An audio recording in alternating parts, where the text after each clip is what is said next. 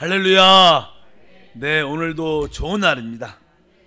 우리 기도를 통해서 하나님의 뜻이 이 땅에 우리 삶 가운데 온전히 이루어집니다. 새벽 예배는 지금 성경의 가장 핵심적인 내용이 무엇인가를 우리가 말씀을 나누고 있습니다. 그래서 우리가 그동안 말씀을 나눴던 성경의 핵심은 그리스도와 그를 표현하는 그의 몸된 교회다. 그래서 성경 전체에서 우리가 그리스도를 영적으로 발견하고 그분을 나의 삶 속에 적용하는 것이 참 중요하다. 그래서 우리가 신앙생활에서 영적으로 볼 때 우리도 한때는 구원받기 전에 세상 애굽에 있었다는 겁니다. 우리가 애굽에 있었을 때, 세상에 있었을 때 바로 우리 예수 그리스도를 어린 양으로 체험해야 된다. 바로 그분의 피를 통해서 우리가 구속을 받고 이제 그분을 하나님 말씀과 성령으로 충만함을 채워서 이제 우리가 애굽에서 이렇게 나와야 됩니다. 그러면 우리가 광야를 지난다. 광야에서는 바로 이스라엘 백성들이 바로 하늘에서 내려온 만나를 먹었다. 그래서 바로 우리는 광야이란 생활 속에서 우리는 바로 예수 그리스도를 바로 우리의 만나, 생명의 떡으로 받아들이는 그런 생활이 늘 있어야 된다. 이런 과정을 통해서 우리는 하나님이 약속하신 좋은 땅, 축복의 땅에 들어가게 될 것이다. 그래서 축복의 땅에는 뭐냐면 충만한 이게 생수, 뭐 거기에는 뭐 강도 있었고 분천도 있었고 샘물의 깊은 샘이 있었기 때문에 성령을 더 깊이 좀 체험해야 된다. 그리고 나서 그 땅은 여러 가지 곡식의 소산지였다. 그래서 뭐 우리가 지난번에 그런 말씀드렸고 밀도 있고 뭐 보리도 있고 포도도 있고 이런 뜻은 다른 것이 아니라 우리가 그리스도를 바로 십자가를 지신 그리스도를 우리가 받아들이는 그런 생활. 여러분들이 신앙생활을 하면서 십자가를 질 수 있어야 돼요. 주님께서 나를 따르려면 자기 십자가를 지고 여러분들이 십자가에 그 십자가를 지신 그리스도를 여러분들이 받아들이면 여러분들은 부활하신 그리스도의 능력을 체험하게 될 것이다. 그래서 보리라는 이야기가 나오고 그 다음에 포도, 그것은 우리에게 기쁨을 주죠. 주님만이, 예수님만이 나에게 기쁨을 주시고 나에게 만족을 주시고 나에게 풍성함을 주시고 또 그분이 나의 충만하신 분이다. 이런 여러분들이 그러한 그리스도를 체험하게 되면 여러분들이 영적인 전사가 돼서 뭐 우리가 지난번에 말씀드렸던 그 좋은 땅에는 뭐 철도 많고 그 다음에 동도 많고 돌도 많고 그렇기 때문에 그러한 무기를 만드는 영적 전쟁을 우리가 행할 때 우리가 하나님의 성전이 지어져서 그곳에 하나님의 나라가 그래서 그냥 그 좋은 땅에 다윗을 통해서 하나님의 나라가 어떻게 돼요? 하나님의 왕국이 세워지고 그 성전에 하나님의 영광이 가득했더라. 그러면서 하나님이 나타나는 이 땅에 우리 가운데 역사하는 그런 놀라운 체험을 하게 됩니다. 이제 이스라엘 백성들은 그런 가정 가운데 성전을 완공을 하죠. 완공을 하고 그곳에 하나님 영광이 충만한데 이제 알게 모르게 최고의 영적인 좋은 상태에서 사람은 느슨해지고 점점 이게 무디어지면서 세상과 연합되는 그런 모습을 갖고 이 성전이 이스라엘 백성들이 타락을 합니다. 그래서 나는 거기냐는 결국은 그 타락하는 그런 모습들이 쭉 기록돼서 우리가 하나님만을 나의 모든 것으로 받아들여야 되는 자꾸만 세상 것을 뭐 예를 들어서 물질이나 지위나 명예나 오직 자녀만 또 어떤 교육이나 그런 개인적인 축복을 위해서 또 우상을 갖게 됩니다. 우상이라는 것은 자기의 행복과 평안을 위한 거예요. 사실 우리의 참된 평안과 우리에게 축복을 주는 분은 하나님밖에 없습니다. 근데 하나님 왜 다른 것을 자꾸만 취하해서 그것을 나의 행복과 축복을 지키려고 하면 알게 모르게 우리는 우상을 갖게 되죠. 이스라엘 백성들은 그 성전 안에 우상들을 갖게 됩니다. 그래서 나는 그 우상에 대한 모습들이 어디에 기록되어 있냐면 나는 에스겔 오늘 한번 찾아 에스겔을 보면 하나님께서 에스겔을 불러서 그 성전 안에 있는 모습을 보여주셔요. 이렇게 이들이 우상을 섬기고 있다. 이런 이야기를 말씀을 하시는데 8장입니다. 에스겔 8장 한번 읽어보면 이제는 하나님께서 에스겔을 불러서 말씀하시죠. 9절에부터 8장 9절부터 16절까지 9절부터 한번 읽어볼까요? 또 내게 이르시되 들어가서 그들이 거기서 행하는 가증하고 악한 일을 보라 하시기로 내가 들어가 보니 각양 곤충과 가증한 짐승과 이스라엘 족속의 모두 우상을 그 사방벽에 그렸고 이스라엘 족속의 장로 70명이 그 앞에 섰으며 사반의 아들 야하사나도 그 가운데 섰고 각기 손에 향로를 들었는데 향연이 구름같이 오르더라. 이렇게 말씀하면서 그 성전 안에 다양한 그림들이 그려져 있다는 거예요. 나름대로 뭐냐 신이라고 생각해서 그려놨겠죠. 그래서 그 앞에서 그들에게 기도하는 그런 모습이 있다는 거예요. 여기 이런 그림을 잘 보면요, 이 캐톨릭에도 그런 그림들이 성당에 가도 있고, 특별히 이제는 한국은 좀 덜하지만 뭐 필리핀이나 또 러시아 정교회 같은 데 가면요, 저도 그냥 몇 번 들어가 봤어요. 그냥 여러 가지 이 정교회 모습이 어떤가 하면 뭐 거기에 자칭 성자라고 그렇게 말하는 사람들을 다 벽에다 이렇게 그림을 그려놓고 그들이 초를 사서 그분한테 기도해요. 그 성자한테. 하나님 예수님한테 기도를 하지 않아요. 뭐 성경도 아니 우리 성당도 그런 모습이 많이 있어요. 이런 것들이 하나님 볼 때는 우리는 오직 주 예수 하나님만을 믿고 그분만이 우리의 하나님의 구원자지.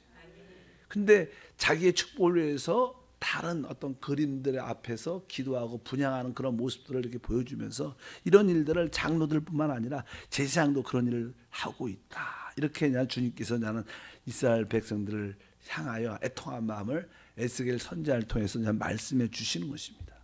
그래서 그냥 12절부터 또 읽어보니까 한 번쯤 읽어봐야 돼. 12절부터 또 내게 이르시되 인자야 이스라엘 족속의 장로들이 각각 그 우상 방한 어두운 가운데 행하는 것을 내가 보았느냐. 그들이 이르기를 야훼께서 우리를 보지 아니하시며 야훼께서 이 땅을 버리셨다 하느니라. 또 내게 이르시되 너는 다시 그들의 행하는 바 다른 큰 가증한 일을 보이라 하시더라.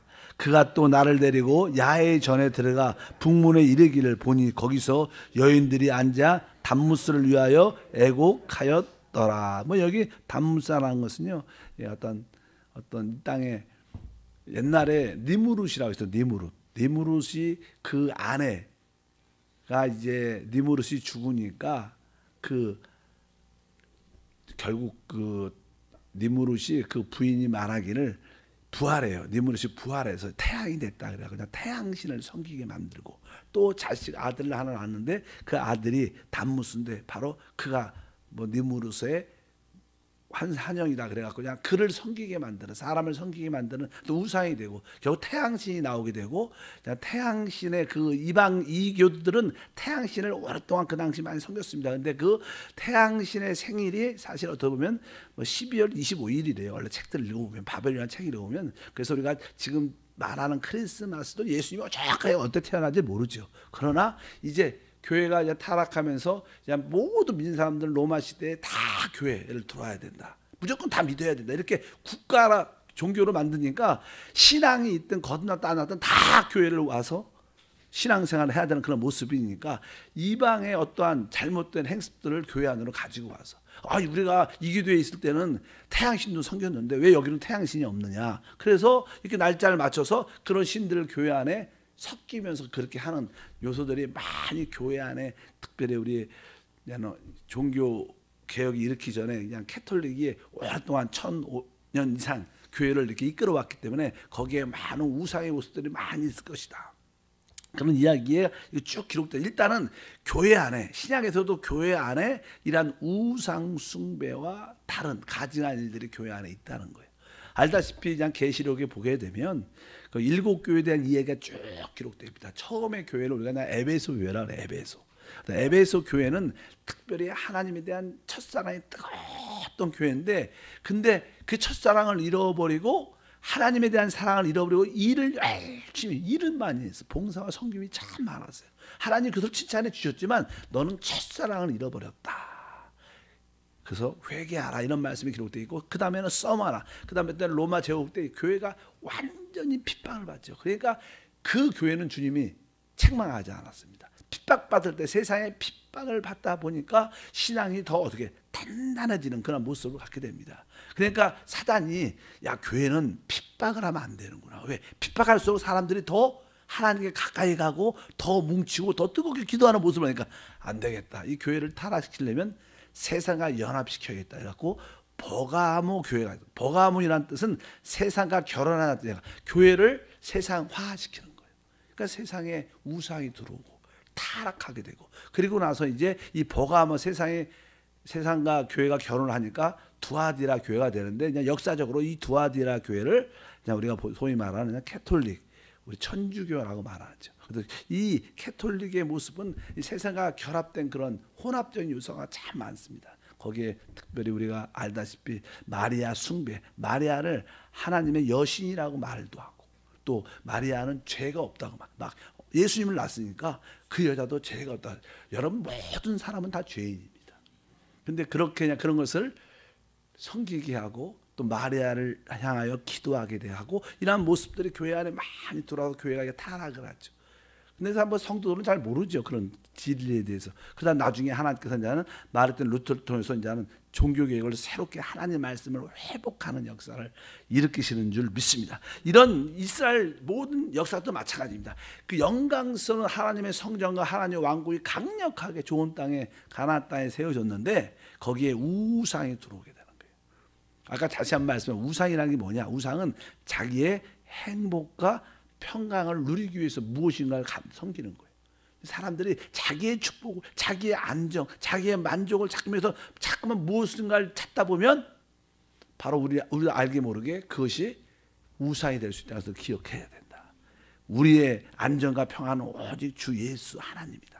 그것을 확실하게, 그러니까 여러분의 자녀도 여러분에게 참된 축복이 될 수 있지 않아요. 세상의 지위와 명예, 물질도 그래요. 이런 것은 다 부수적인 거예요. 오직 야훼 하나님만이. 이런 절대적인 신앙을 가져야 하나님의 지키심과 보호하심이 함께 할 줄 믿습니다. 우리가 느슨한다면 우리는 알게 모르게 나름대로 우상을 갖게 되죠. 여러분도 크고 작은 우상을 마음속에 하나씩 갖고 있죠. 성경에서 신약은 뭐예요? 탐심은 우상 숭배다 이렇게 말한 거죠. 우리 안에 어떤 욕심이 있을 때 그것은 바로 하나님에 대한 어떠한 믿지 않는 신뢰를 보여주는 모습, 그런 모습이 있다 이렇게 이야기를 합니다. 일단은 이스라엘 역사는 그랬습니다. 결국 우상이 그 이스라엘 백성들 가운데 숭배가 되니까 하나님께서 뭐요? 성경에 보니까 하나님의 영광이 이스라엘 그 성전 이스라엘을 떠나게 되죠. 뭐 하나님의 영광은 임재를 말하고 하나님의 함께하심이 하나님 백성을 떠나게 된다. 그래서 성경에 다시 한번 에스겔서 10장에 18절에 보면 하나님의 영광이 떠나는 그런 모습을 에스겔을 보게 돼요. 읽어보니까 10장 18절에 보니까 야훼의 영광이 성전 문지방을 떠나 그룹들 위에 머무르니. 처음에 하나님의 영광이 하나님 법궤 위에 충만했는데 점점 이 성전에 우상들이 자꾸만 들어오니까 주님이 어떻게 원하도 원치 않던 자꾸만 밀려나가는 거예요. 점점 이렇게 그 성전에 지금 우상들이 자꾸만 이렇게 들어오면 어떻게 점점 밀려나갈 수밖에 밀려나가면서 점점 이제 성전에 나와 여기 보니까 성전 문지방을 떠나 나와갖고 동쪽에 하늘에 좀 있다가 쭉 떠나는 이 장면을 다시 보게 됐죠. 그러니까 어떻게 하나님의 영광, 하나님의 함께하심이 떠나니까 결국 이스라엘 백성들은 어떻게 분열되고 나눠지고 흩어지고 결국 많은 사람들이 애굽의 포로로 잡혀가고 아수르의 포로로 잡혀가고 대부분 사람들은 우리가 아는 바벨론의 포로로 멸망을 당합니다. 이것이 이스라엘의 역사입니다. 이것이 또 한편적으로 교회의 역사라고 성경은 말합니다. 그런데 그런 가운데 하나님은 바벨론의 포로를 예레미야 선지자를 통해서 70년 후에 그들이 돌아올 거라고 예언해 놓으셨어요. 70년 동안. 그래서 70년 후에 하나님께서 고레스 왕을 페르시아, 전에 주일날 그런 말 했잖아요. 페르시아 왕이 고레스 칙령을 발휘해서 너희가 돌아가서 너희 성전을 재건하라는 그런 칙령을 명령을 허락해 줍니다. 그래서 70년 만에 이스라엘 백성들이 다시 예루살렘으로 돌아가서 그 잃어버렸던 하나님의 성전을 회복하는 이 시대 또 교회도 마찬가지입니다. 교회도 오랫동안 이그 종교 개혁이라 그러잖아요. 캐톨릭의 영적 사망 가운데 교회가 있었는데 다시 한번 말씀이 회복되고 성령의 역사가 이 마지막 때 회복되는 거예요.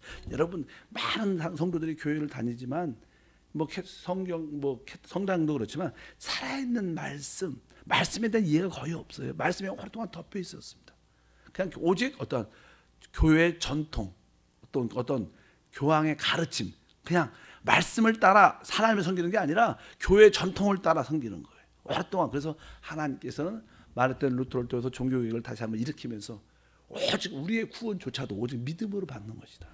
우리의 행위와 노력과 헌신이 아니라 은혜로 받는 것이다. 그런 말씀이 드디어 시작되기 하나님 말씀이 열리면서 지금이야 이제는 거의 하나님 말씀이 다 열렸죠. 그리고 이 마지막 때 구원뿐만 아니라 믿음뿐만 아니라 또 우리 마지막 때는 이 성령의 역사도 회복된 줄 믿습니다. 뭐 초대교회는 얼마나 성령으로 충만한 역사가 있었어요. 근데 성령을 하나의 능력으로만 치부했고 은사로만 치부했습니다. 성령은 하나님이십니다. 인격을 가시는 하나님. 그러니까 막 책들도 뭐 성령님을 인정하고 환영하자. 왜? 그분은 살아있는 진짜 하나님이라는 거예요. 그냥 능력이 한 부분이 아니라는 거예요.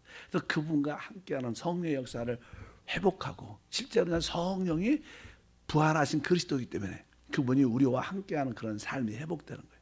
이러한 성령의 삶이 될 때 하나님의 교회가 진짜로 회복되는 거예요.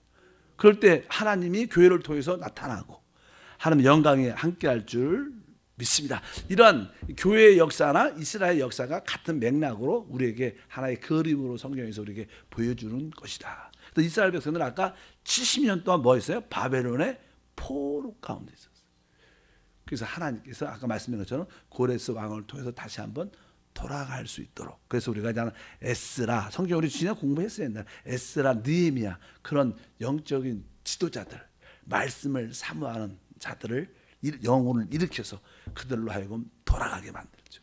근데 알다시피 그 바벨론 오랫동안 70년 동안 포로가 됐을 때 뭐 애굽에서도 그런 얘기예요. 애굽에서 그들이 출애굽을 할 때 많은 유대인들이 있었지만 그들이 다 나오지 않았어요. 하나님의 그 말씀을 사모하는 구원을 사모하는 자들만 나왔어요. 마찬가지로 바벨론에 70년 될 때 그들이 다시 그 예루살렘으로 돌아가라. 아마 바벨론에 70년 됐으니까 아마 그 바벨론 안에서도 아주 잘 살고 잘 먹고 좋은 직장 갖고 그런 사람도 있었을 거예요. 그런 사람들은 야 우리 돌아가야 된다. 하나님의 영광을 위해서 하나님의 성전을 회복해서 돌아가야 된다. 그럼 거기 아무것도 없는데 황량한 그냥 땅인데 다 모두 다 버리고 와야 되는데 가겠어요? 많은 사람 안 갔을 겁니다. 그러나 진짜 하나님의 말씀에 불탄 사람들, 하나님의 영광을 회복하는 꿈꾸는 사람들만 갔을 거예요. 뭐 1차, 2차 이런 기한이 돌아있겠지만 일단은 우리가 이 마지막 때 하나님의 나라를 회복하려면 하나님에 대한 그런 사모함이 있어야 될 것이다.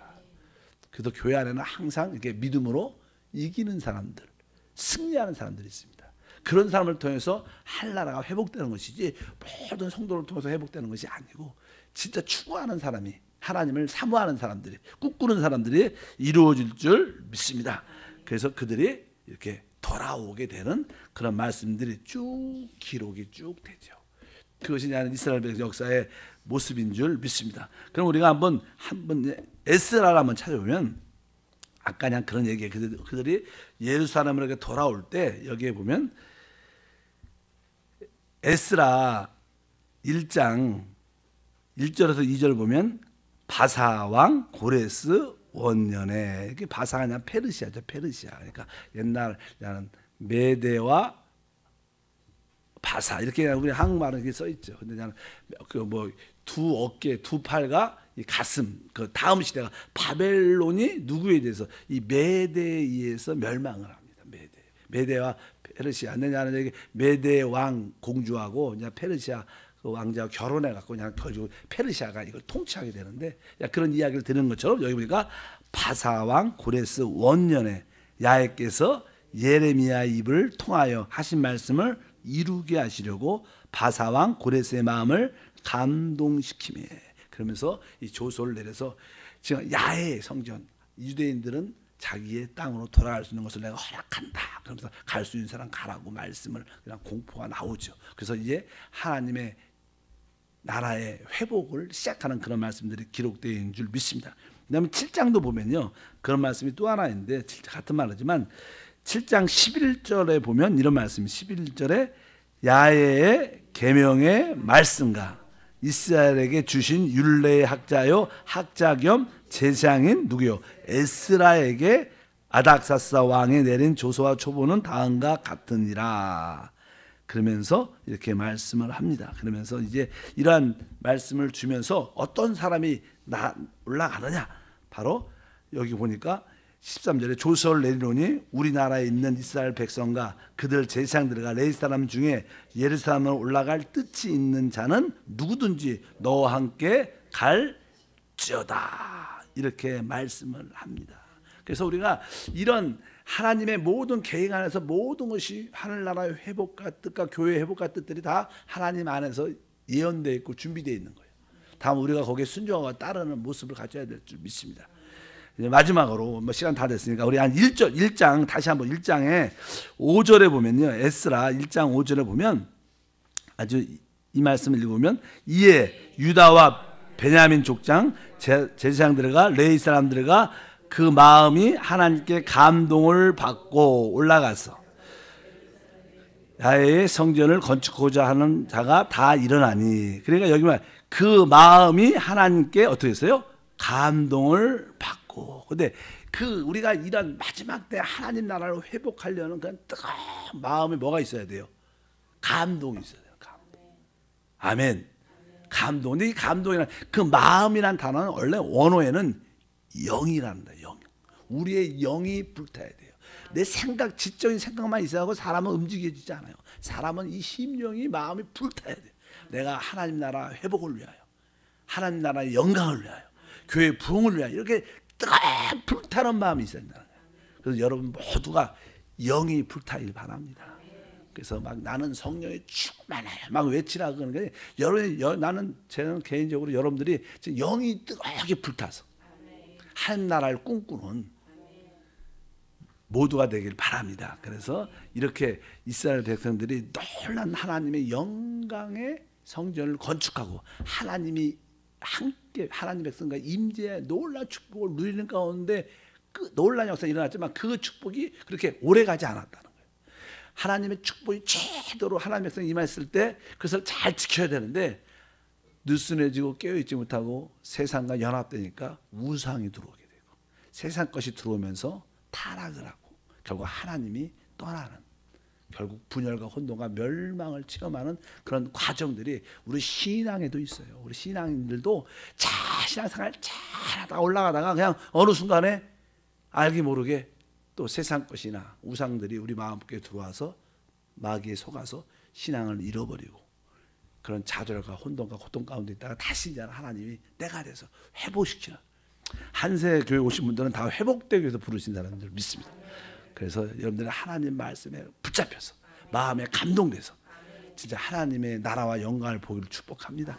기도합니다. 하나님 아버지 감사합니다. 다시 한번 말씀을 통해서 이스라엘의 그 놀란 역사와 그들의 또 멸망과 포로됨을 다시 한번 보고 또 회복하시는 하나님의 섭리를 봅니다. 우리의 신앙도 이러한 과정을 겪겠지만 이 마지막 때 다시 한번 모든 세상의 죄 또 모든 육신의 포로된 모습에서 해방되어 하나님 나라를 위하여 일어나게 도와주옵소서. 우리의 영이 불타게 도와주셔서 하나님의 뜻을 이루는 통로로 사용하심을 믿습니다. 주 예수 이름으로 기도함나이다. 아멘.